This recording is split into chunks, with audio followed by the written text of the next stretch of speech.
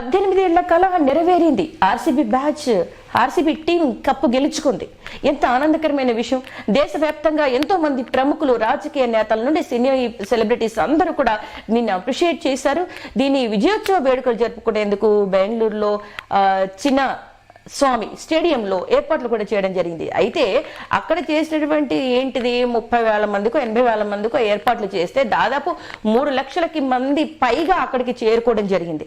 ఈ తొక్కిసలాటలో 11 మంది చనిపోయారు. అయ్యా బాబులు, అభిమానులారా, మీకు చెప్పేది ఏంటంటే అభిమానం ఒక హద్దులో ఉండాలి. మీ అభిమానించారు, మీరు కోరుకున్న టీం గెలవాలి అనుకున్నారు, గెలిచింది. ఎక్కడ వాళ్ళకి అప్రిషియేట్ చేయండి. సోషల్ మీడియాలో మీ అభిమానాన్ని తెలియజేయండి.